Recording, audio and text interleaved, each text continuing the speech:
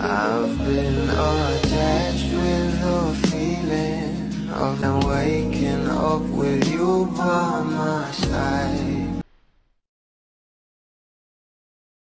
Marami pa rin talaga ang hindi nakaka-move on sa pagsurpresa nga ng ating Bel Mariano kay Donnie Pangilinan sa grand launch nito, na kung saan ay talagang ang mga bula ay sobrang kinilig nga rito dahil kahapon nga rin ang ika-6 year anniversary ng ating Don Bel. Pero ito na nga guys sa pag-uusapan natin, dahil talaga namang sobrang dami nga ng event ng ating Bel Mariano, kagaya na lamang sa Light Up Shine ng Juicy Cologne, dahil ngayong araw nga ay live na live nga nating makakasama itong ating Bel Mariano ay PM sa Robinson Place, Manila. Iyan na nga ngayon ang pinag-uusapan, kaya naman umani pa nga ito ng maraming komento at pinag-uusapan na, dahil alam naman natin na ito nga ang ating couple kapag meron ngang mga ganitong event ay talaga namang palagi nga dinudumog.